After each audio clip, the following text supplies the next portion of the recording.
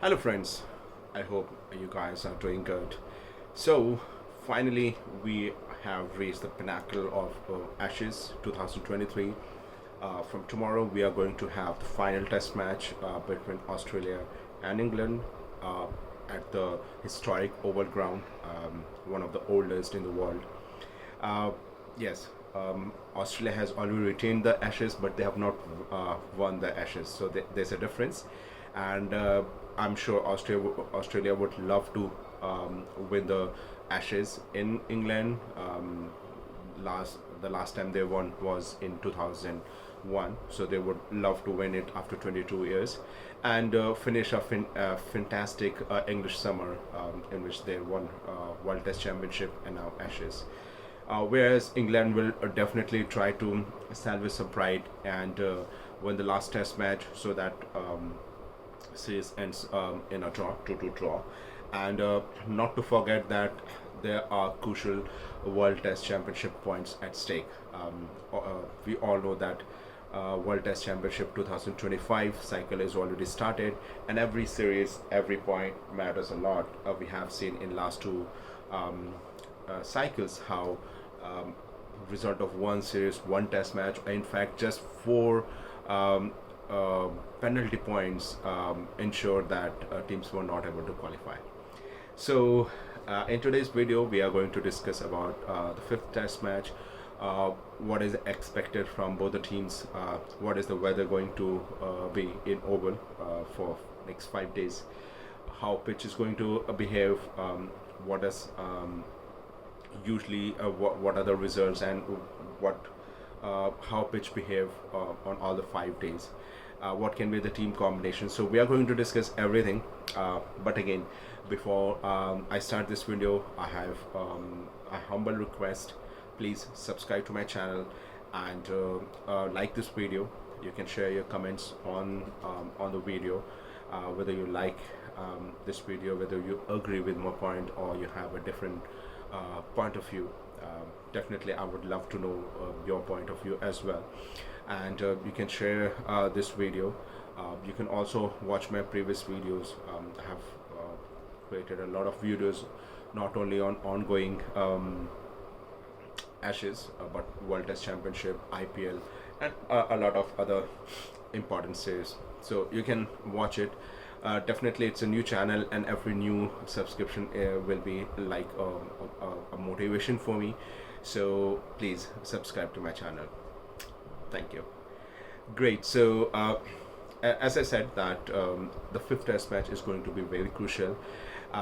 This Ashes was, as expected, was full of entertainment. A lot of close contests. Both the teams performed exceedingly well. Even the last Test match, which ended in a draw due to rain, but whatever match, whatever game we could get in those 3.5 days, uh, it was full of entertainment. So uh, again, Ashes has proved that why it is being one of the most watched Test series in the world, and not only English people and Australian people, they want to watch Ashes, but a lot of people from other countries love to watch Ashes. In fact, few prefer Ashes, on other series or even with their home series. Like there are a lot of people I know who are watching Ashes in place of India versus West Indies. A lot of people from Pakistan, they love to watch Ashes rather than Sri Lanka versus Pakistan series. So no, without any doubt, it is one of the greatest tournament, and the same thing we can expect in the fifth Test match, which is going to start from tomorrow in Oval. Um, Definitely, the most crucial point in which everyone is interested is how the weather is going to be for next 5 days. So there's a good news for England fans. Only tomorrow there will be an overcast condition, and for rest of the days it's going to be bright and sunny. That is forecasted. So definitely this Test match is going to bring a result. Now it depends upon how both the teams play to decide who is going to win. Like I said, that there are still a lot of things on stake for Australia. They would love to win the Ashes in England in after 22 years. Last time they won in 2001.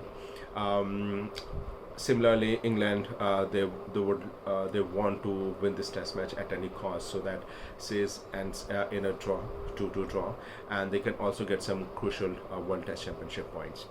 Um, Talking about how pitch is going to behave, so definitely we saw the glimpse of the pitch, and it was pretty green, which we saw. And England have figured it out that Australian batsmen, they are struggling a bit against quality swing bowling, and with Chris Stokes back in the team, it really it gives them a very potent attack under swing and seam condition. Also, under the overcast condition, it is going to help seam bowlers a lot. So for first day, it will help seam bowlers a lot, at least for first 3 hours. And on a daily basis, of course, first 1.5 hour will be help for swing bowlers. But after that, it's going to be it will play very beautifully. Ball will come on the bat, and stroke makers can play their shots. And later on, as expected from any pitch, on fourth day and fifth day, it will help spinners as well. First of all, we will discuss about what can be expected from Australia. Like I said, that Australia is not going to take this game lightly, but the big question is, are they going to overcome their selection dilemma and get the right team, the proper team to win the Test match? We all know that how in fourth Test match the blunder which they did in selecting the team, that almost cost them that Test match. If not for rain, they could have lost that Test match. So that is a very important question. Agreed, David Warner has performed a lot of time, and he deserves a good farewell to end his. Because even if he does not, as speculations are that he might retire after this Test match, but even if that thing does not, if that is not true, still I don't see him playing another Ashes in England, which will happen in next couple of years, or maybe 3 years or 4 years. So he is not going to be back in England. So it is going to be his last Test match in England, and most probably in Ashes. I understand that he deserves a farewell. He served Australian cricket a lot, but we need to also understand that, more than emotions. Even David Warner would be more happy if without him in the part of playing 11, Australia is able to win the last Test match and win the Ashes, rather than play. He is playing in the team and Australia is losing. So definitely, David Warner is a weak link in Australian Test in playing 11, and they need to take that decision if they really want to win the last Test match. They need to get someone in place of David Warner. The best option would be to drop David Warner and ask Travis Head to open with Usman Khwaja, because then it will ensure that you are able to play both Cameron Green and Mitchell Marsh. However, if again, it should you need to be very careful when you're asking Travis Head to open. Not because he has not opened in the past.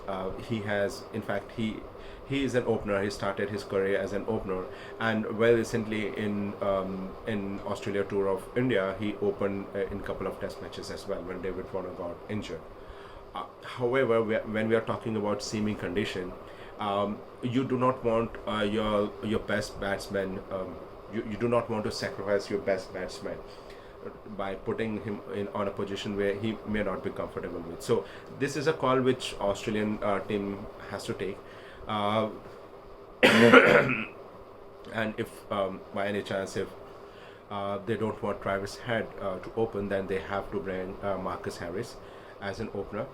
Um, Apart from that, you know if Travis Head is not opening up, then they have to take another very harsh decision, a very important decision if they want to win, is to opt one out of Mitchell Marsh and Cameron Green. And in my view, going by the performance in last Test match, Mitchell Marsh is a better prospect than Cameron Green at present. So that's another decision they have to make. The third and important thing, I mean, again, it will depend upon what is the injury status of Mitchell Starc. We saw him struggling with a couple of multiple injuries in last Test match. So if he has recovered, then definitely he will play. But if he is not fit, then who is going to replace him? That's another important question. Are they going to bring back Scott Boland, or are they going to play a new bowler, Michael Lesser, who has a phenomenal county season going for? And another very important thing they have to decide is to make a place for Matt Murphy.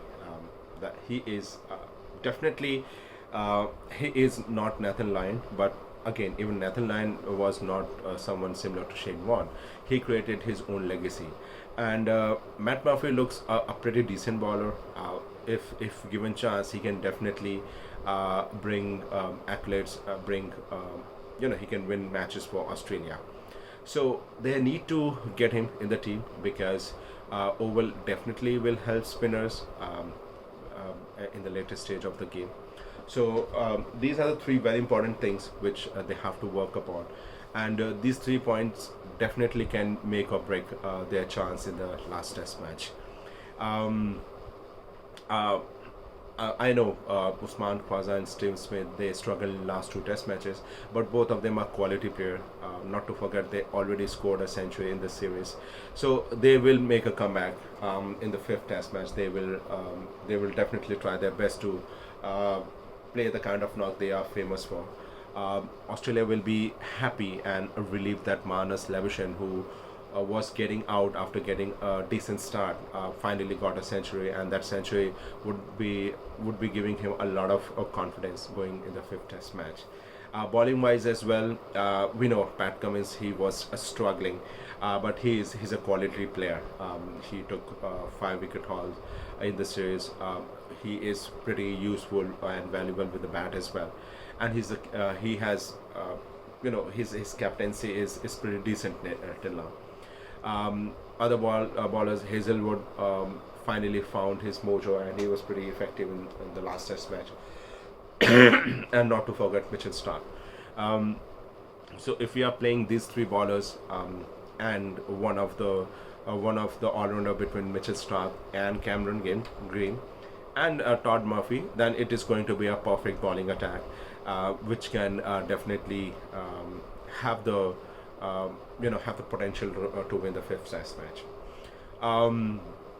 Talking about England, England has already announced they are playing 11. It is unchanged.